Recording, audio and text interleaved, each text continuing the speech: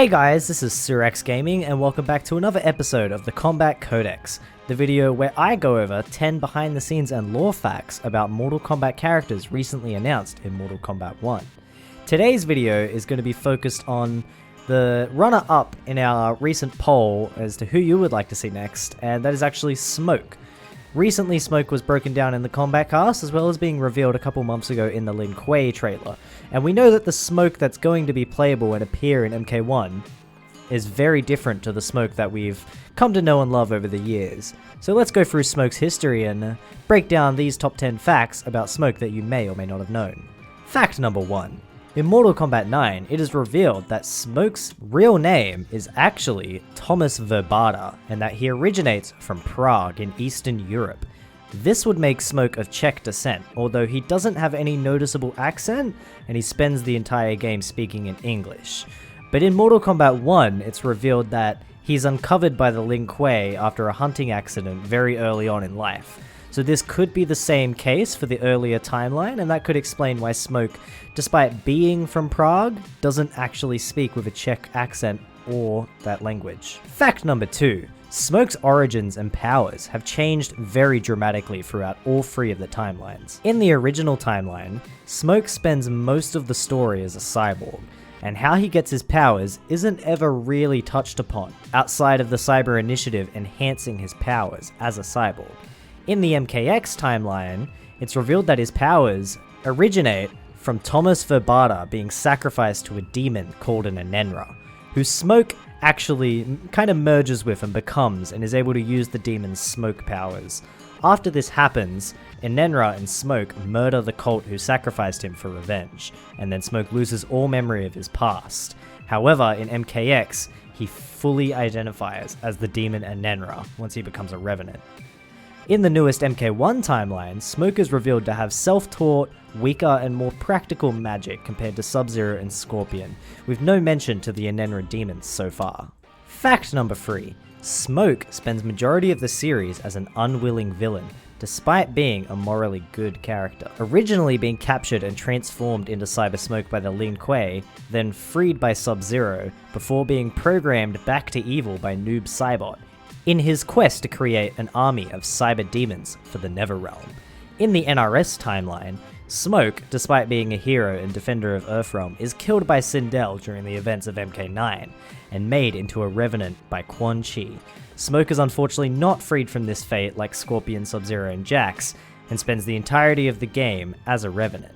As of MK11, there is no final word on what happened to Smoke's Revenant, as he never appears in that storyline and the timeline was reset. Fact number 4.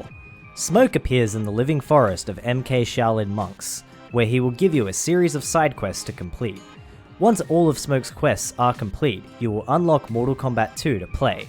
However, in this version of MK2, unfortunately you are unable to make it to the Smoke boss fight, as if you attempt to complete the steps to access this battle, which requires you to hold down and start specifically during a certain point.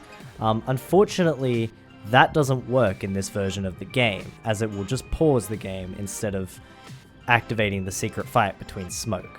So you can unlock MK2 and Shaolin Monks by completing Smoke side quests, but you can unfortunately not find the secret Smoke fight in the game. Fact number 5. Smoke actually appears in the Adult Swim cartoon Robot Chicken, and he appears twice in fact, not only once, with one of his appearances actually having Smoke defeating Sub-Zero in battle and performing an over-the-top fatality on him. This fatality involves Smoke ripping out the heart of Sub-Zero similar to Kano, and then beating it around screen using a hockey stick, kinda to make fun of the whole over-the-top nature of fatalities. Fact number 6. Smoke didn't receive a unique moveset until Mortal Kombat Deception when he was merged with Noob, with all of his previous entries consisting of mostly altered Scorpion moves for both human and Cyber Smoke, or just direct copies of the Scorpion moves in Smoke's instance, with Mortal Kombat Deception stripping away a lot of the Scorpion moves and giving Smoke an original moveset to combine with Noob Saibot's already existing moveset. Fact number 7. Noob Smoke, the sub-boss of Mortal Kombat Deception, is the first and only example of a Mortal Kombat character team-up before cameos are introduced in MK1. This game sees you mechanically switch stances between Noob and Cybersmoke at will, gaining you access to both characters' moves and combos, and giving you the ability to whip up some pretty crazy tag team combos. The storyline for why this happened is that at the end of MK3, Cybersmoke is kind of destroyed and his body survives, so he hangs out in Shao Kahn's castle. Shao Kahn keeps him kind of like a trophy. Noob Saibot eventually finds Cybersmoke and reprograms him to help Noob build up a cyber demon army to take over the Netherrealm and eventually probably all the realms. They do attack the Lin Kuei during the events of Armageddon, however, Noob is defeated and Smoke is actually saved by Sub-Zero, with Noob escaping in the process. After this, we don't really see Smoke again as, it approaches the Battle of Armageddon. He is at the Battle of Armageddon and he is seen fighting Natara. He's not seen anywhere involved with Noob during the battle though. Fact number 8. In MK9, it's possible for Noob Saibot to team up with Smoke once again, by selecting Noob's classic skin, which will have Noob summon classic Smoke instead of his shadow clone Saibot. This basically means that instead of all the shadow clone moves, classic Smoke will come out and do the kicks and the slide and everything that Saibot would typically do for Noob, so it lets you play as Noob Smoke one more time, and hopefully MK1 has some sort of reference to this in some way, since Noob Smoke is a really cool idea, and he was actually the sub-boss of Deception, which is pretty crazy. Moving on to fact number 9, in Mortal Kombat X, you can once again have another character summon Smoke, this time for a faction kill fatality for the Lin Kuei. During this faction kill, Smoke will appear and then slice the opponent's head off in very typical Smoke fashion.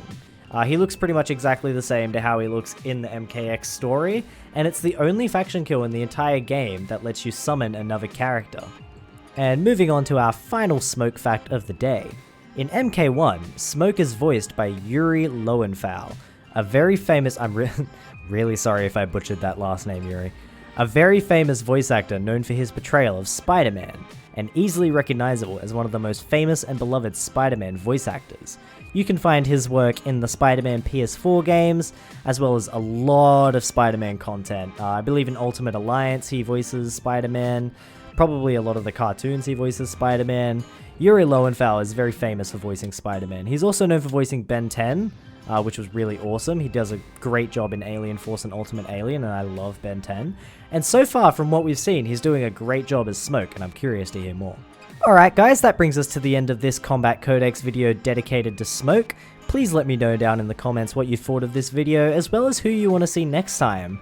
And also don't forget to like and subscribe if you haven't already.